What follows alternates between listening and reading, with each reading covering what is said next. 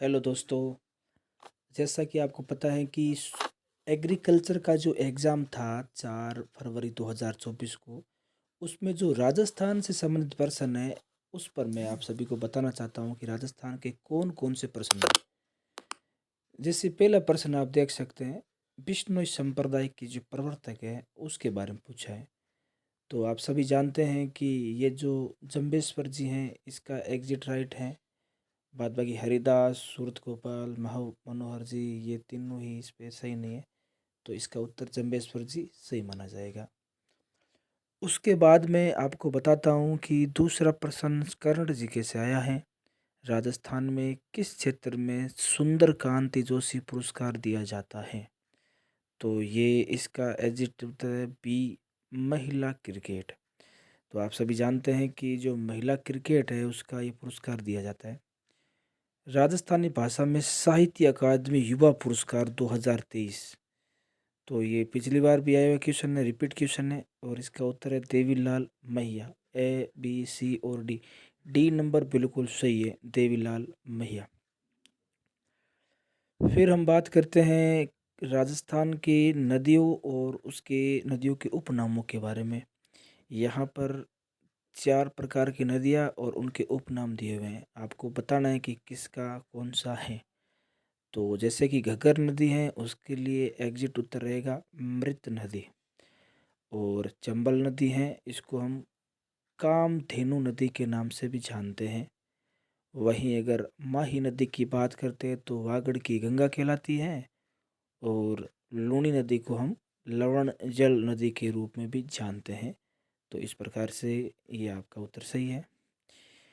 फिर tiger man के नाम से किस व्यक्ति को जानते हैं भारत में? भूगोल का क्वेश्चन है, रिपीट क्वेश्चन है, कैलाश सांकला इसका उत्तर है। फिर एक है जैसलमेर में पटवा हवेलियाँ किसने बनाई? ये गुमान चंद जो हैं, इनके द्वारा जैसलमेर में पत्थरों की कटाई करके हवेलियाँ बनी हुई है। 5 भाइयों का ये परिवार बहुत शानदार तरीके से इतिहास में कलाकृति जाना जाता है। केसरी सिंह बारट का जन्म किस स्थान पर हुआ? ये एग्रीकल्चर में पूछा गया प्रश्न है और इसका उत्तर है शाहपुरा। तो आप सभी जानते हैं बारट बंधु, शाहपुरा उनका जो है स्थान, जन्म स्थान है और कर्म भूमि कोटा है, वैसे आप सभी जानते हैं। एग्रीकल्चर की इस परीक्षा में बांध और नदी का एक प्रश्न पूछा है और ये राजस्थान के 2024 का दूसरा पेपर है, जिसमें राजस्थान का ये बिसलपुर बांध बनास नदी पर है, आप सभी जानते ही हैं। जवाहर सागर है वो चंबल पर है। चंबल पर 4 बांध बने हुए हैं, कोटा बैराज, राणा प्रताप सागर। मेजा बांध कोठारी नदी पर है और अरवार है खारी नदी के ऊपर। इस प्रकार से आगे देखो तो हमें कुछ नए क्वेश्चन मिले, देखते हैं। यहाँ पर कुछ क्वेश्चनों को थोड़ा सा चेंज करके पूछा है। यहाँ देखने के बाद पता चलता है कि हमारे जो जान पहचान का है वो सी वाला है, एक लिंग जी वाला। आप सभी जानते हैं एक लिंग के जो दीवान थे वो मेवाड़ के जो शासक थे वो कहलाते हैं। महाराणा प्रताप भी एक लिंग दीवान थे, इसलिए इसको करते हैं। ओसिया के जो जैन मंदिर है गुर्जर प्रतिहार के रूप में जाने जाते हैं। वहीं अचलगढ़ और दिलवाड़ा दोनों ही सिरोही की पहाड़ियाँ, उस पे ऊपर जो मंदिर बने हुए हैं ये दोनों ही गुजरात से लगते हैं। तो अचलगढ़ के लिए आएगा परमार और दिलवाड़ा के लिए आएगा सोलंकी या चालुक्य। तो इसका उत्तर सही है। फिर यहाँ से देखते हैं आज के इस एग्रीकल्चर में और कौन सा प्रश्न पूछे हैं। ये देखो एक क्वेश्चन पूछा है जैसलमेर का गुंडा राज। तो सागरमल गोपा इसका उत्तर राइट है, क्योंकि सागरमल गोपा ने उस समय के शासकों के बारे में लिखा था, उनको बाद में जेल में जलाया गया था। ये क्वेश्चन पूछा है महाराणा कुंभा के बारे में और यहाँ से पूछा है महाराणा कुंभा की एक जो रचना है वो नहीं है। तो सुधा प्रबंध है, संगीत रत्नाकर भी हैं, संगीत राज भी हैं, लेकिन संगीत सार जयपुर के महाराजा की ये जो कविता है किताब है, ये इसका उत्तर यहाँ पर सही है। बाद बाकी यहाँ एक रिपीट प्रश्न पूछा है, हर परीक्षा में पूछता है। पशुपालन का प्रथम प्रमाण राजस्थान में बागोर भीलवाड़ा में कोठारी नदी के पास ये जो प्रमाण है वो हमें देखने को मिलता है। आप सभी को इसका उत्तर आता होगा। अगला हम बात करते हैं यहाँ से आप सभी विद्यार्थी थोड़ा सा एग्रीकल्चर का जो एग्ज़ाम है उसमें ये प्रश्न कंफ्यूज करने वाला होगा, लेकिन इसको थोड़ा सतर्कता से आप कर सकते हैं, क्योंकि जोधपुर दिया हुआ है और सीधा बी में मंडोर दिया हुआ है, क्योंकि 3 ऑप्शन जयपुर से संबंधित है, वैसे भी आप इसको कर सकते थे। विद्याधर रामनिवास बाग दोनों जयपुर में है, निवास बाग का कोई ऑप्शन है नहीं यहाँ पर, इसलिए मंडोर बाग जोधपुर में आपका उत्तर सही है। फिर अगला प्रश्न पूछा है, कौन सा युग्म सुमेलित नहीं है? तो सांबर झील जयपुर में, राजसमंद झील उदयपुर में और नवलखा झील बीकानेर में नहीं है। वैसे राजसमंद झील भी राजसमंद में है, बाद बाकी यहाँ उदयपुर दिया है तो इसको हम मराठी मानेंगे। बालसमंद झील जोधपुर में बालकराव द्वारा बनी हुई है। अब ये उदयपुर और नवलखा झील बीकानेर दोनों इसमें बी और सी सही है, तो ये डिलीट भी हो सकता है।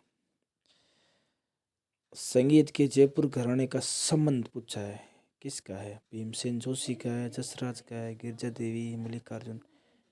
इसको आप उत्तर करके बताना कि आप इसका उत्तर क्या मानते हैं।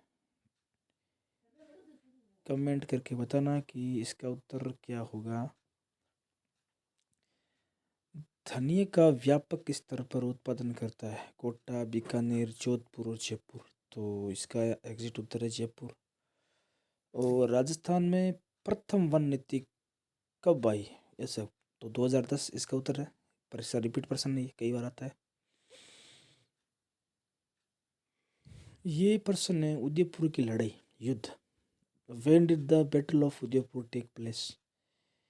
ये ईस्ट इंडिया कंपनी जब राजस्थान में अपने कुछ उस समय के जो शासकों को भेजते हैं, उस समय एक लड़ाई होती है, तो 1680 इसका उत्तर है। अमर सिंह ये सेकंड से पहले जो शासक होता है उसके समय की बात है। जय सिंह मेहंदी नगर के बारे में पूछा है, तो मेहंदी पाली जिले के अंदर सोजत है और वहाँ सोजत की जो मेहंदी है वो प्रसिद्ध है। लाल सुर्ख रंग के लिए ये मेहंदी जानी जाती है। अगला है कि अनार का उत्कृष्टता केंद्र, तो अनार का जो राजस्थान में वो है ढिंडोल बस्सी जयपुर के अंदर एक केंद्र बना हुआ है, जहाँ पर अलग अलग प्रकार किस्मों की जो अनार है उसको वहाँ पर उगाया जाता है। तो एग्रीकल्चर से संबंधित अगला प्रश्न जो है किलो से संबंधित, जालोर का किला, सोजत, छिवण और सोनार किला। तो सोनार का किला जैसलमेर में है, तो इसका उत्तर जैसलभाटी ही मानेंगे हम, डी का एक। बाद बाकी जालोर का किला है तो नागा जो भट्ट है उसमें नागवरसी होगा, और सोजत का किला है उसमें निम्बा, जबकि सिवाना दुर्ग में वीर नारायण। आप सभी इसको सही कर सकते हैं। अगला इसमें जो क्वेश्चन है वो है महिलाओं और उनके स्थानों के बारे में। तो सबसे पहले यहाँ पर मुझे लगता है बीकानेर से संबंधित है लक्ष्मी देवी आचार्य, तो लक्ष्मी देवी आचार्य को बीकानेर में करते हैं, और कुसुम गुप्ता को हम करते हैं कोटा से, और भगवती देवी करते हैं हम जोधपुर से, बाद बाकी सावित्री देवी भाटी को हम कर लेते हैं उदयपुर से। तो दोस्तों इस प्रकार से एग्रीकल्चर के जो क्वेश्चन थे ऐसे मैंने आपको बता दिए। आने वाले दिनों की जो सारी परीक्षाएं हैं उसके लिए मैं आपको अलग अलग प्रकार के प्रश्न बताऊंगा कि कैसे प्रश्न 2024 में आ रहे हैं। तब तक के लिए धन्यवाद।